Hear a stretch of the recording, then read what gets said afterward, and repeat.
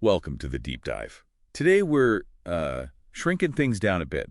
We're looking at the really quite unique magic of radio-controlled vehicles. Yeah. RC cars, trucks, you name it. Yeah, it's that feeling, isn't it? Taking something mundane, like your living room floor, and suddenly it's this epic racetrack. Exactly. Or the backyard becomes this, crazy off-road course. Yeah. And video games, they tap into that perfectly. It's almost like a meta experience. Yeah. Pretending to pretend to race. That's a great way to put it, and it's fascinating how that translation from physical hobby to digital screen has spawned such a surprisingly varied genre. So what's our mission for this deep dive then? Well, I think we should really explore that whole landscape, look at the different types of RC games out there. There's this fundamental split, right, between the super high-octane arcade racers. Right, the crazy fun one. Exactly. And then the really demanding, precise simulations on the other side. And now there's this interesting simcade hybrid popping up too. Yeah. And we should definitely talk about some key games, the ones with a really big legacy,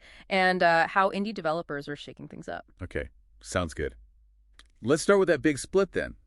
Arcade versus simulation. Arcade mayhem, that's all about instant fun, right? Absolutely. Immediate fun is the priority. We're talking high speed, crazy power-ups, often these like larger-than-life environments where your tiny car feels even tinier. It's just pure, thrilling chaos from the get-go. Precisely. And if you want to know where that really started, you got to look back, way back. RC Pro-Am, 1988 on the NES. Oh, yeah, I remember that one. The isometric view. That's the one. Iconic perspective, simple controls. But the key thing was the combat racing. Picking up weapons, missiles that influenced so many games later, including huge ones like Mario Kart. Wow. Okay. So that set the standard for RC chaos. Yeah. But did anything, perfect it later on? Take it even further? Definitely. Fast forward about a decade to 1999, and you get Revolt. Revolt. A proper cult classic. Totally. It really nailed that chaotic, weapon-based racing.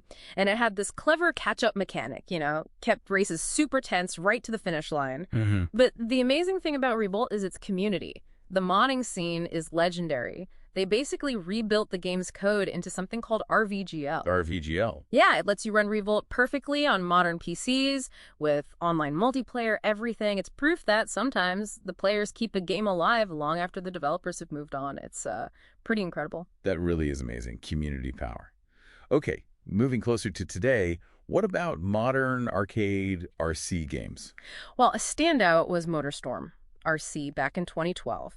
It wasn't about long races. It was all these snackable events, like maybe a minute long. Oh, right. Perfect for portable gaming, too. Exactly. And it had this really addictive asynchronous multiplayer, the pit wall. You raced against ghost laps from your friends or rivals. Super compelling stuff. Okay, so that's the arcade side. Speed, chaos, instant fun. What about the other end? Simulation. Right, the polar opposite, really. Simulation games are all about hyperrealism, authenticity. They meticulously replicate physics.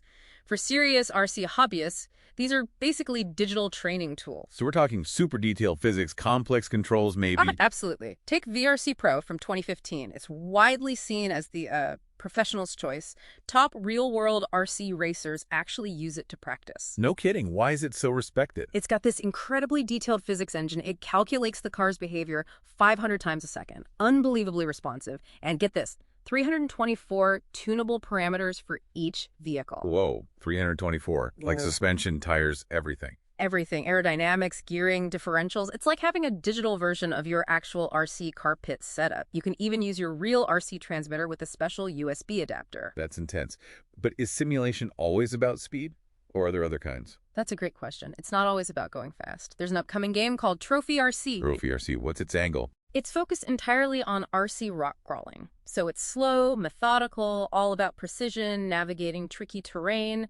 Think SnowRunner, but with tiny RC trucks. Huh, interesting. So it's about the physics of traversal, not just speed. Exactly. It shows how diverse even the simulation side can be, which actually leads us nicely into that middle ground you mentioned, the simcade. Right, the hybrid. What's the idea there? Well, it tries to blend the realistic handling feel from simulations with the easier accessibility you get in arcade games.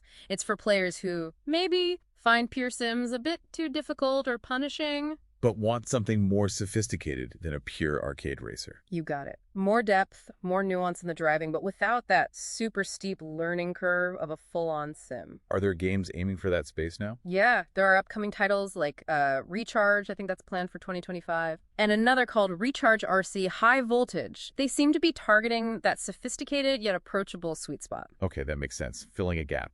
And one other thing that's really cool across the board, especially with Sims and Simcades, is how they connect back to the real hobby.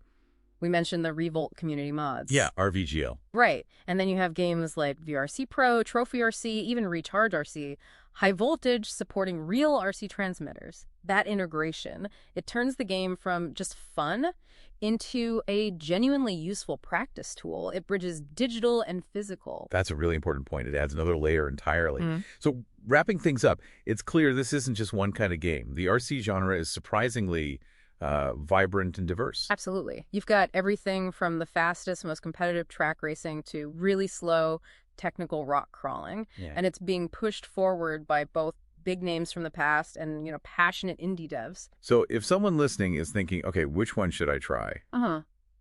What would you recommend? It really depends what you're after. If your main goal is serious practice for real-life RC racing, hands down, VRC Pro. Okay. If you just want bonkers, weapon-filled chaos with friends, you got to grab Revolt through RVGL. It's timeless fun. Makes sense.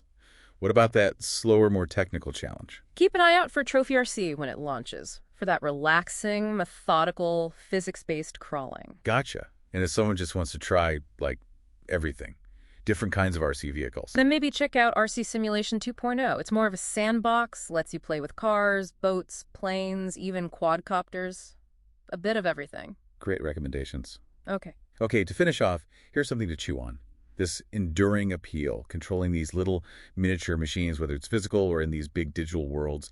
What does that tell us? Does it reveal something about maybe a universal desire we all have for mastery, for exploration, just on a different scale?